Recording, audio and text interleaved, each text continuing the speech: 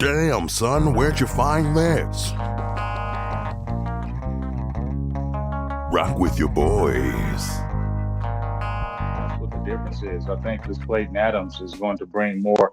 You have to have more athleticism. I think, like I said, they want to get out on the outside, get their running backs on the move where they can do the one cut and cut back into the line of scrimmage where there's going to be holes and you can really see Cooper Beebe, Tyler Smith.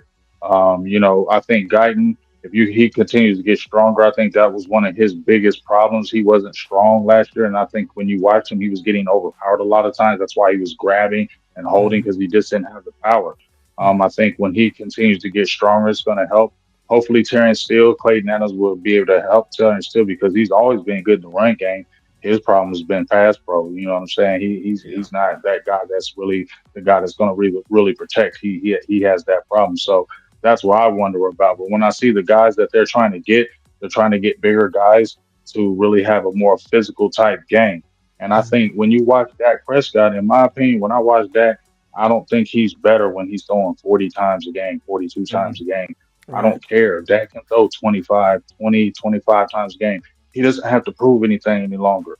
Not to No. me, because I Right. feel like we were in that little era where Dak had to prove he was a passing quarterback. That's why he was throwing for 4,900 yards. Like it was like that had to be proven. That don't got to be proven now. He just got to win these games. So I'm cool with Dak throwing him 25, 30, right around that range. That's when he's the best at. And where does that happen? You have that run game. So that's why I feel like the run game's got to be addressed, continue in the draft.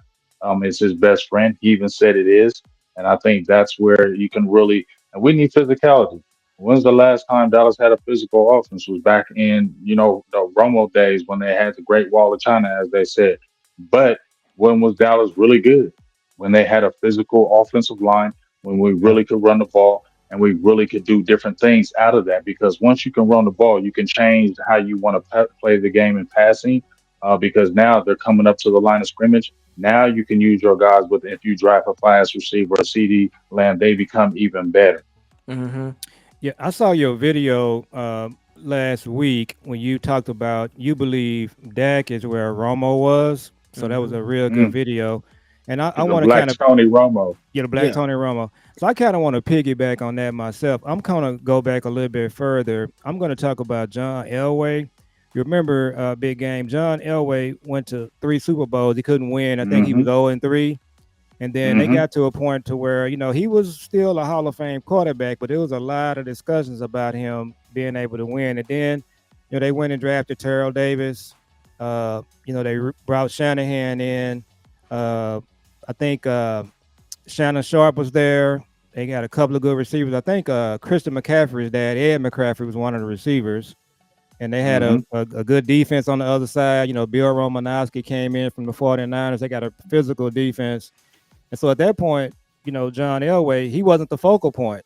He Mhm. would still do John Elway things, but the team around him was just a lot better. And that's kind of where I'm hoping that this thing is going with Dak. Do you kind of see it developing that way? That's what I hope it will develop, where you don't have to sit there and rely on Dak. I know you pay these guys all that money, and not the urge is because you pay these guys money. That's what I think is also when you pay these guys the kind of money that they're paying them, everybody's like, well, they got to be throwing 35, 40 times a game because they Mm-hmm. got to earn that money. No, you got to win these games. That's the whole thing about it, winning Super Bowls. It ain't about it just getting numbers. It's about getting to these playoffs and winning championship games and getting to the Super Bowl. That's what it's really about. Nobody cares about that other stuff. If you got a Mm-hmm. guy who don't have crazy numbers, but he got 3 rings, what you worried about? You gonna say, okay, say all that, but I got rings. That's Mhm. what it is to me in this type of his career as well. He's 30 years old, about to be 31. There, you need to have better players around him. Offensive line, receivers, tight ends. You have to have all that about him. We've already seen what he can do, Mhm. everything else around him to make the game even easier for him. Because when you watch these other teams, they get them players to make the game easier for their quarterback. They know the quarterback can play, but this makes the game easier for them where they can come to the line of scrimmage and do things. Why continue to make it harder for them by you getting these average players and putting it all on their shoulders? Because at the end of the day, you're going to make mistakes. I don't care how good you are. You're going to Mhm. make mistakes when you have certain type of players on your team that are not elite players. mistakes will happen because you'll be thinking like, okay, this player is going to be here, but if he is not elite, probably not going to be there. You understand? And Right. that comes, those warts will show in the worst times. That's what I'll be Mm-hmm. saying. That's why you got to get those type of players, even when we were talking about adding the Keenan Allen and then still getting a dog. Like, get him dogs to make the Mm-hmm. game easier for him because we're at this point in his career. He ain't 22. He's 31. You gotta get things to make the game easier and get them type of players and stop getting them averaging players and saying, okay, well let's see if this works. No, you gotta get him proven players. Mm-hmm. Stop getting him players that you want him to make better. No, they need to be already Right. good. It's just like, I You ain't always giving get proven players. right. I always have the argument with people, not necessarily the argument, but the debate. Where every time someone brings up the quarterback won this and the quarterback won that, and I be thinking to myself, like, it's not always the quarterback does not shoulder everything on a team. You know what I mean? Like, for instance, last year in Philadelphia, Jalen Hurts is not as good as Patrick Mahomes. He's just not. That's just not who he is. But in the Super Bowl, his team was better because he had better players around him, like Saquon and like uh their receiving core, their receivers. So it's just like, the older I get, the more I realize that it comes from not only the players, but it comes from the front office, it comes from the GM, from the scouts to everybody, the draft, everything plays a part in it because it's just like you can have a great quarterback, but if he is surrounded by average players, then it's not going to really mean anything when it comes down to it. Because, like you said, he's going to make mistakes. And so, if those mistakes come at an inopportune time, like against the 49ers in the playoffs, then you're going to have the same result. And we have had the same result for 30 years now. We haven't won the second playoff game. And that's, but you can substitute in different quarterbacks from that. We've been having those we've been having that kind of success with Romo, and he was a good quarterback, just like Dak. Dak was runner up for MVP last year, but we still lost in the first round. And it's not because of you can say, oh, because of Dak didn't do this or Dak didn't do that, but at the same time, it's just like you got to have it on both sides of the ball. You got to have it. The players around him got to be good, even the coaches. Because like when we lost against Green Bay, well, it's hard to win against Green Bay when you. It's hard for Dak to perform when you're down 27-0 because the defense is just letting Green Bay just run all over you. They scoring every time they get the ball. So it's just like, it has to be complimentary football, like Mike McCarthy used to say. So I am pro Dak. I feel like Dak is good enough to get us over the hump, but I feel like the players around him need to be better too. We need to get dogs, like you said. We got to get Keenan Allen, and then we got to add Tet. We got to get Keenan Allen, and then we got to get or Marion Hampton, or we got to get dogs. I'm team. Me and my dad, we're team weapons. So I want weapons, And then like one thing I like about the coaching staff that I noticed is this coaching staff is not passive. They're not passive. They're aggressive guys. They're like they want to be fit. They keep saying they want to play physical brand of football, and so that's what I want to see. Because it's like you said, when was the last time that we had a dominant physical football team? And that was when we had the Great Wall, like you said, and we were a good team. But we were a good team, but what was unique about that team was that we had the best offensive line in the league. That was what was unique. And that to me, that's what drove the success. It's just the fact that we have the best offensive line in the league. So no matter what, we can get off the ball and we can make things happen. It's just like the Philadelphia Eagles. They had the best offensive line in the league last year, I think.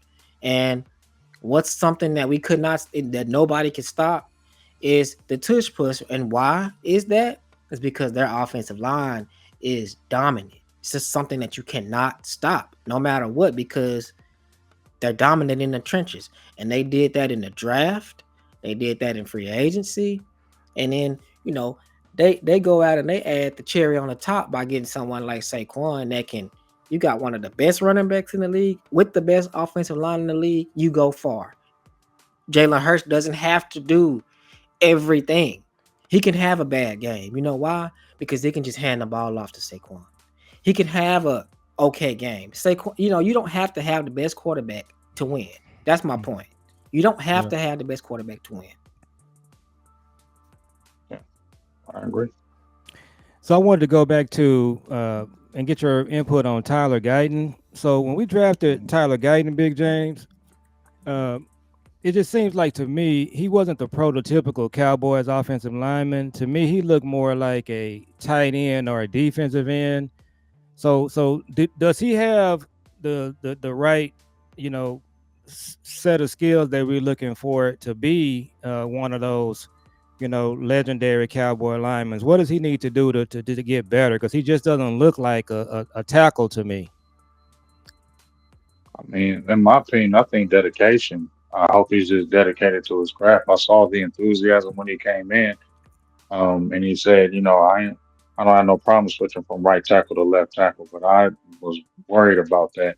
I said it numerous times on the shows that I didn't think he was. I thought he was had the ability, but he was going to get worked in his first year, and he did. I just feel like I hope he just has the dedication because I feel like the skill set is there, and you don't have. I will agree with you that he is built like a tight end the way he looks, but I think he played tight end when he was like in high school Mm-hmm. as well. But I feel like you playing tight end and switching to an offensive tackle that helps you be with your footwork.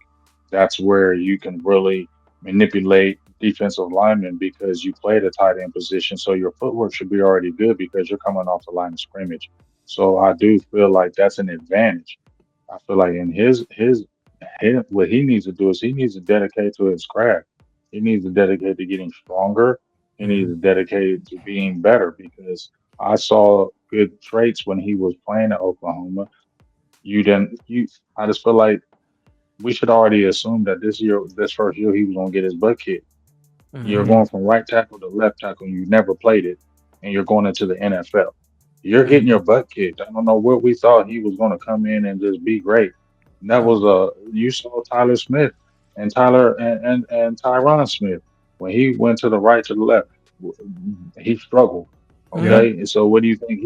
Every year you're going to have give up like 6, 7, 8, 9, 10 sacks. They're going to struggle, and if you never Mm-hmm. played that position, you go to the NFL. There's going to be a struggle. My opinion, Big Dog, is he's got to get in that weight room. He's got to get with these guys, the Duke Mayweathers. He's got to continue to work on his craft. Kind of like Brock Hoffman. When I see Brock Hoffman, I see ultimate dedication. I see maybe don't have the skill set of some of these top guys, but he Mm-hmm. has the dedication. And Mm-hmm. if you have the dedication, I feel like that's going to help you. Now, I'm still going to draft somebody. I don't trust that because there's a reason why you didn't get drafted. But I love how you go about your business. But I still got to Mm-hmm. get somebody else, you know what I'm saying, to push you, whatever, and see what happens with that. You got to always have some competition. But I'll need Tyler Guyton to have the mindset of the Brock Hoffman. Because if he has the Brock Hoffman mindset, I feel like we'll be in good hands. If he doesn't, I feel like we're going to be in trouble. Yeah.